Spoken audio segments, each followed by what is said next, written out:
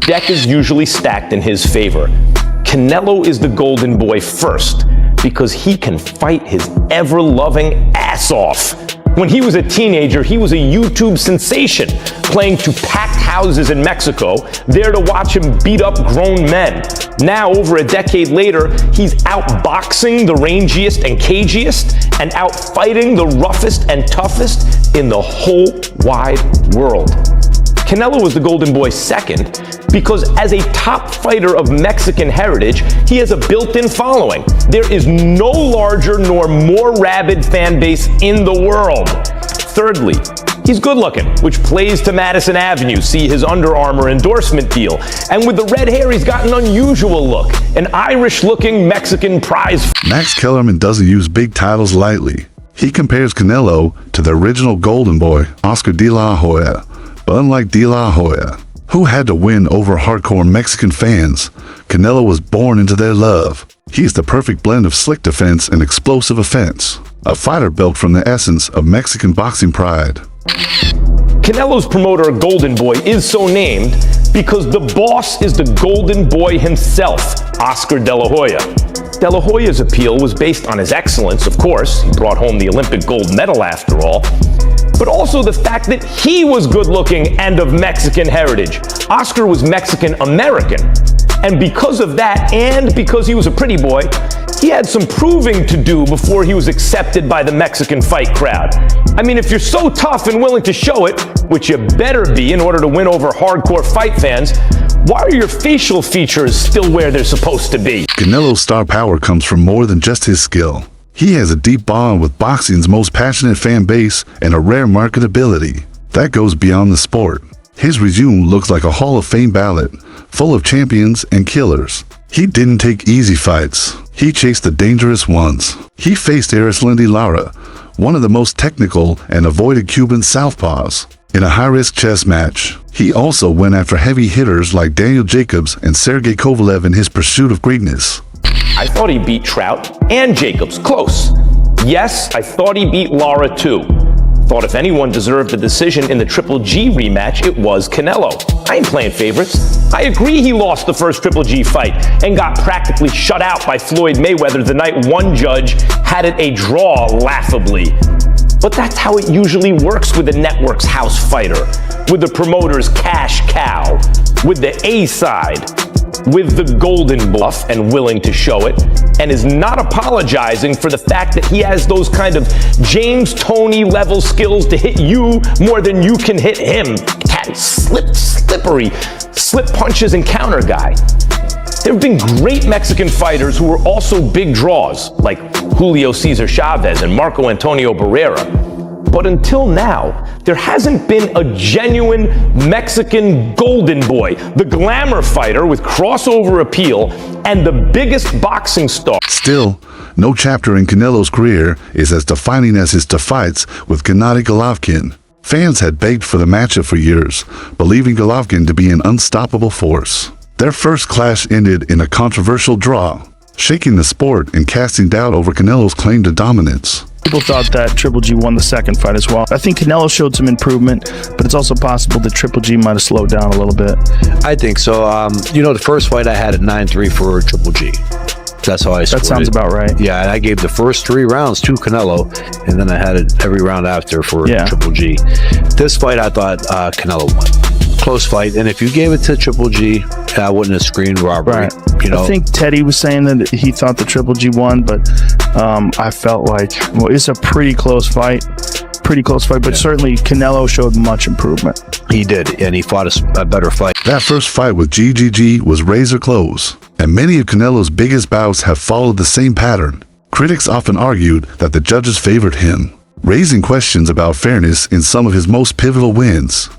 Brendan Schaub, I should say this before the decision gets announced, said that if Golovkin didn't win by some ungodly, lopsided beatdown, that he could lose a decision because of corruption. He goes, because that's how boxing rolls, and there's way more money in Canelo winning. So that's it. Now that we know that. Tecate sponsor. That's true. Well, apparently the audience is like half Mexican. He's a superstar in Mexico. Just a superstar. Who are you talking about? Canelo. Oh, yeah. So let's see if Brendan Schaub predicted this correctly, because we think It has to be Golovkin. the unofficial scorecard guy had it for Golovkin by several rounds. We think it was Golovkin clearly, although Canelo fought a great fight. But Canelo responded. In the rematch with Golovkin, he flipped the script. He turned aggressive, walked down his opponent, and earned a close but hard-fought victory. Kellerman said this version of Canelo, the one who hunted the hunter, became a complete fighter. I think it was clear. I think that the smaller guy backed up the bigger guy.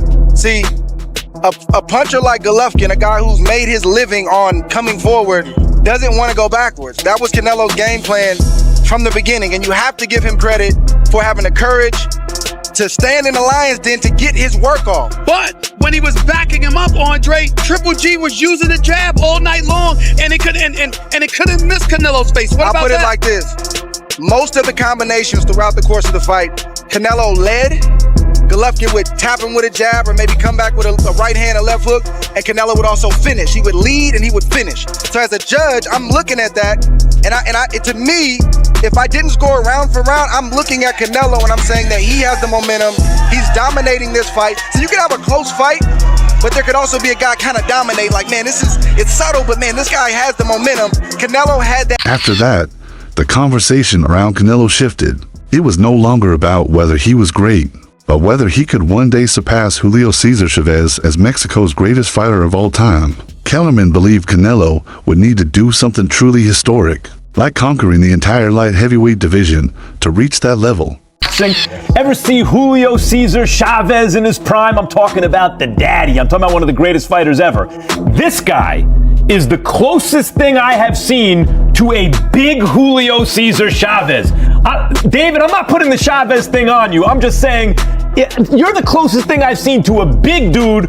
While Canelo built his empire, a new monster emerged from the shadows, David Benavidez. From a young age, he carried heavy expectations. Kellerman even called him the closest thing he had ever seen to a young Chavez, relentless, powerful, and hungry. Everything that's happening in my career, I'm in a great position in every single way. I wasn't going to go down to 168, but now if Canelo wants to come up, then come. I got the WBC world title, 175. After I beat Bivol, I'm going to have all belts.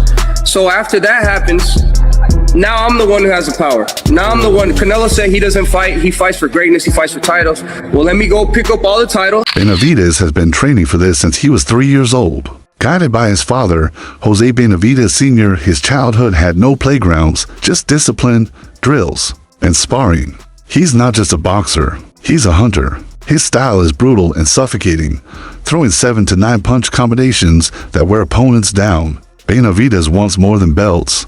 He wants immortality. From a troubled past, he's grown into a disciplined destroyer, using every bit of his natural talent. But despite his rise, one thing stands in his way, hitting Canelo Alvarez in the ring. The way I've seen him handle my presence is he's definitely scared of me. If you have a fighter talking so much trash in front of you, why don't you make an example of him to the world? Beat me in the ring and make a whole lot of money. But Canelo Alvarez, as you can see from every time he fights a guy that's big with power, like Bivol, you know what I mean? And he's not able to suppress these fighters as much as he's able to suppress the little fighters. You know what I mean? So he sees a lot of things in me that he can't stop. About just Benavidez coming in big, like some people give him the weight bully title, things like that. Did you feel like his size played a factor in, the later rounds? Yeah, I'd say so. Yeah, I mean, he's just, he weighs a lot. He's a big guy. He's a big frame, and at the same time, he's got a lot of boxing skills to go on top of that. Speed, his explosiveness. He puts his punches together well. So, he's got a lot going for him. I don't want to really make any excuses. He's a good fighter. That's why I wanted to fight him to begin with. That's the goal, right? Like if you say you're the best, that's to seek out the best fights possible and try to make. Benavidez has immense words. He believes the only reason the fight hasn't happened is fear. Canelo is scared of me, he said bluntly. I know people are down on Canelo because he lost Bivol, but Bivol was always bad for Canelo. Bivol was always the guy you put Canelo in with if you wanted to get Canelo beat. And I know Benavidez and Beterbiev, for that matter, are like these beasts, right? But man, Canelo, that's the type of fighter he is. He wants you to come to him because he's a natural counterpuncher. So I would say it's like James Toney, right? You want to beat James Toney back in the day, you go get Roy Jones, not just because he's great, but because he'll step around you. He's here, he's there, he can't find him. His feet are fast, he can get around you. But if you put Vasily Girov in with James Toney, great. Tony's just got Girov was an undefeated an Olympic gold medalist, world champion. But if you're going to just come at James Toney, he's going to counter you. And that's Canelo. Against Benavidez, against Beterbiev, I like Canelo's chances because they're going to do exactly what he wants them to do. And against a guy like Bivol, it's going to be tougher for him. What about Beterbiev? Same thing. I did Beterbiev with Canelo. Yes. Yeah, same thing with Benavidez. Beterbiev is going to go to Canelo. That's all. I feel like Canelo's a fucking pussy. That's just my opinion. Because if we ever fight, the man is making well over $100 million. You know what I mean? If, let's say, he's saying that I don't have nothing to offer, that I'm nobody, that I need more experience, this and that. If you're gonna make $100 million fighting somebody that has no experience, that he sucks, this and that, all this shit that they've been talking about me, why would you not come beat my ass and collect a big bag on my head after the fight? Like, this is the same shit I'm doing with David Morrell. You know what I mean? It's the hardest fight, but fuck, I'm not scared of nobody. You know what I mean? I like I said, I embrace the challenges.